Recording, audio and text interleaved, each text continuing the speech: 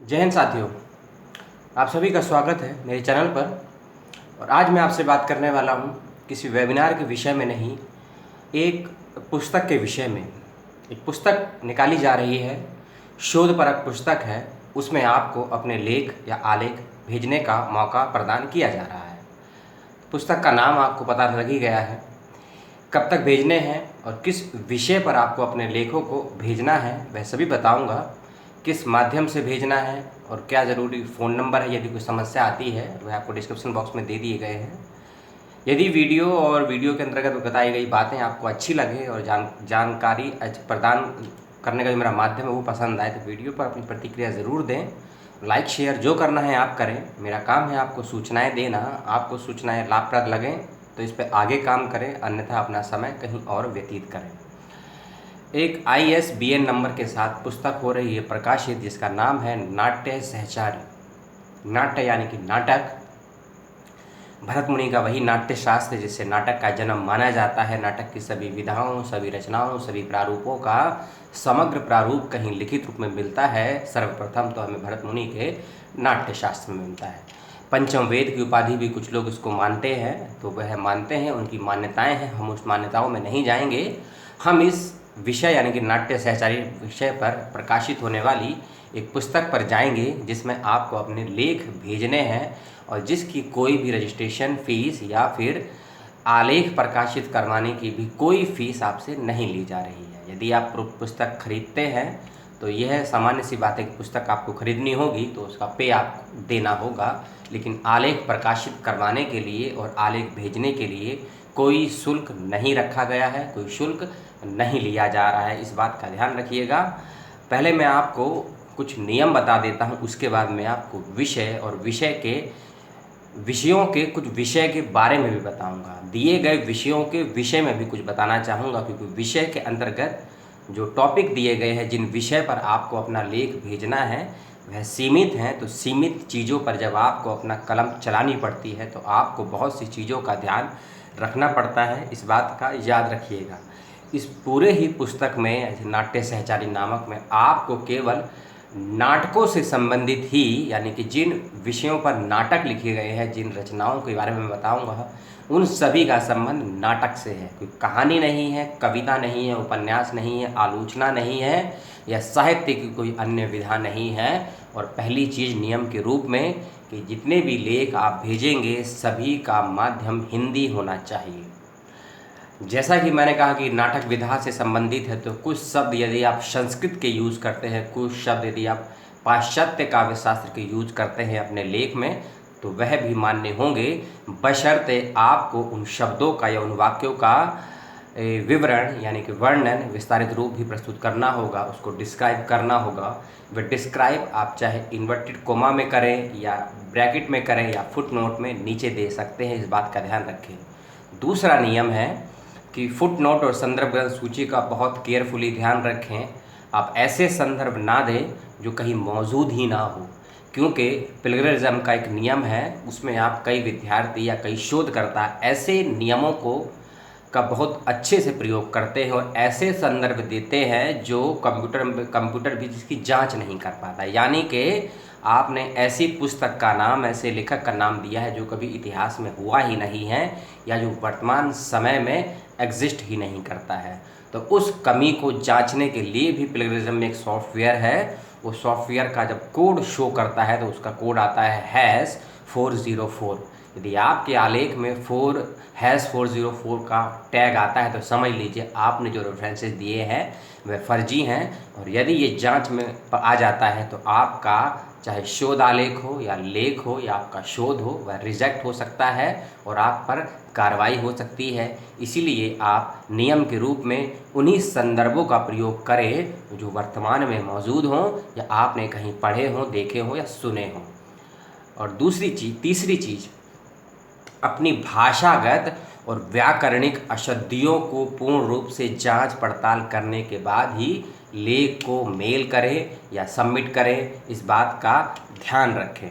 आपको अपने लेख में अपना छोटा सा परिचय भी देना है 50 से 60 शब्दों में, जिसमें आपका नाम होगा, आपका एड्रेस होगा, आपका पद होगा, यानी कि किस किस किस पद पर आप कार्यरत, आप शिक्षार्थी हैं, शोधार्थी हैं, विद्यार्थी हैं या किसी अन्य फील्ड से संबंध रखते हैं, ये आपको देना है। और अपना फ़ोन नंबर और ईमेल आईडी ज़रूर दें कि यदि लेखक या पब्लिशर आपसे भविष्य में कोई संपर्क करना चाहे तो किस माध्यम से करना चाहे।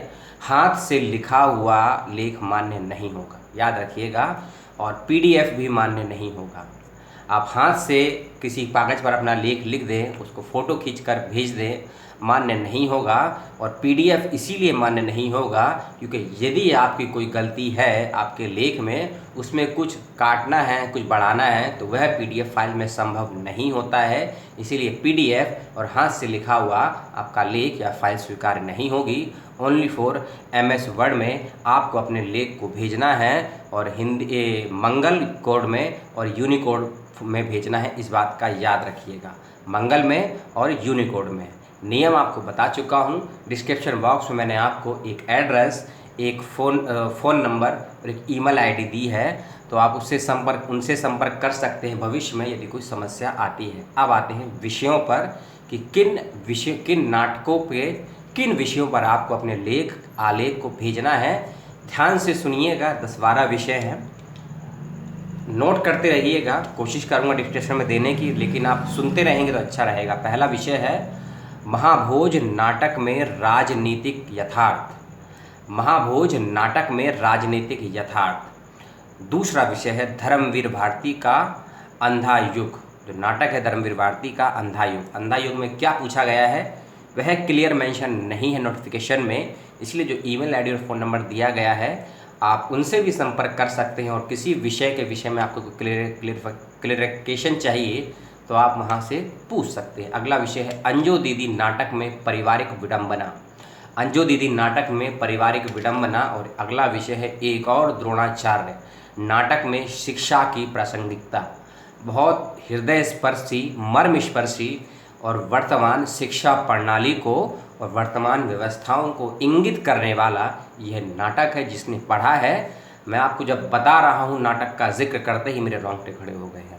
तो एक और द्रोणाचार्य नाटक में शिक्षा की प्रासंगिकता, इस विषय पर भेजे अपने लेख को। तबीयत थोड़ी खराब सी है, जुकाम है, बारिश हो रही है, इसीलिए बांध रखा है। अगला विषय है बकरी नाटक। किसने पढ़ा हो? कई लोग बकड़ी बोलते हैं जो बंगाल या बिहार के हैं, कई लोग बकरी बोलते हैं।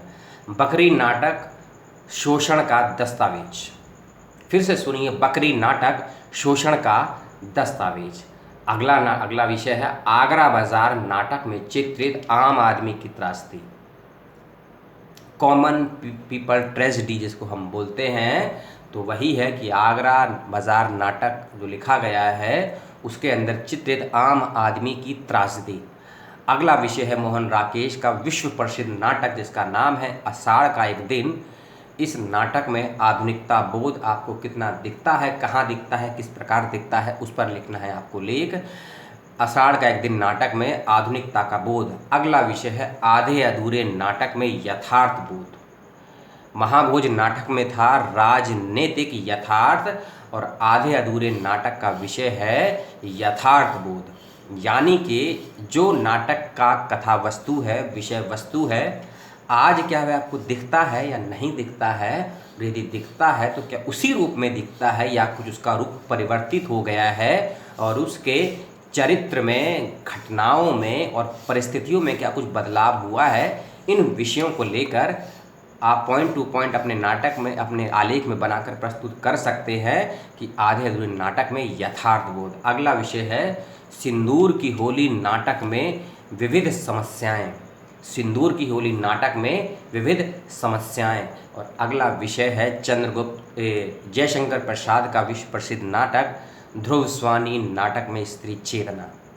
अगर कोई मुझसे पूछे निजी रूप से तो इस नाटक का नायक और नायिका दोनों ही स्त्री पात्र हैं।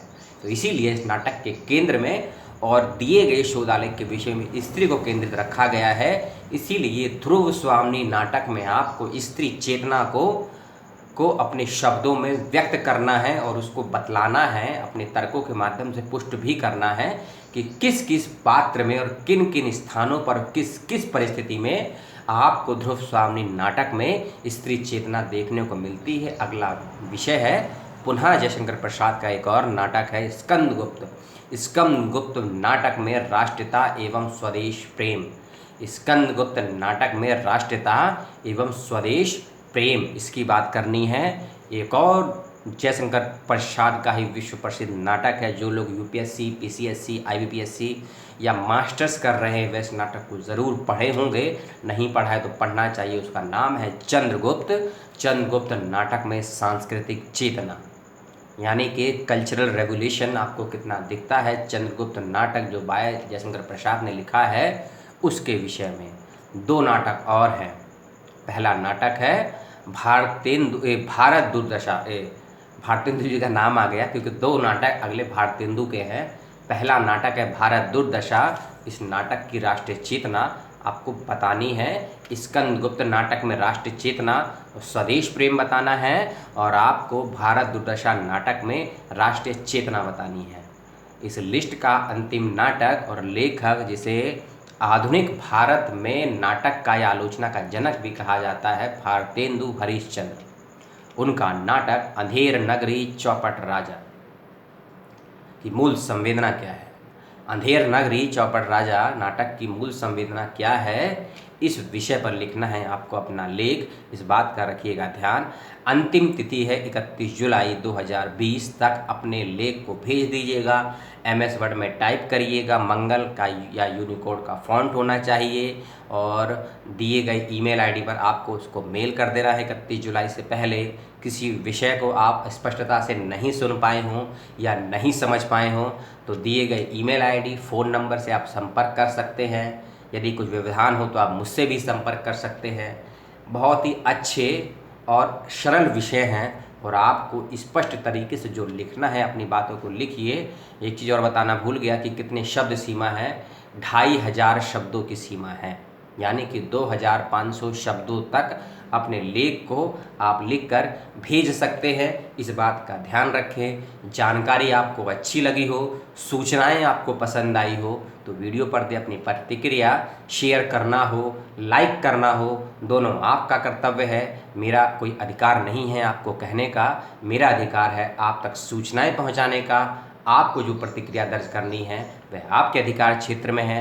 वीडियो करता हूँ समाप्त। अगले वीडियो का करें वेट। और पुनः दिल्ली विश्वविद्यालय का फॉर्म निकल चुका है। अपने चैनल पर 2 वीडियो मैं डाल चुका हूँ। एक इंट्रोडक्शन वीडियो है और दूसरा रिसर्च फील्ड के स्टूडेंट्स का मैंने वीडियो डाल दिया है, किस प्रकार फॉर्म भरना है। उस आधे घंटे के वीडियो को अच्छे से देखिए। डिटेल में हर बारीकी को मैंने समझाया है, उसको देखिएगा।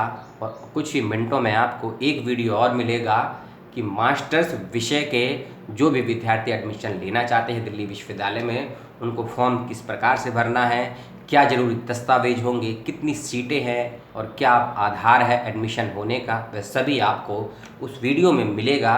उस वीडियो को भी पसंद करें। इस वीडियो पर अपनी प्रतिक्रिया ज़रूर दें। विदा लेता हूँ। नमस्कार, जय हिंद, जय भारत, सलाम।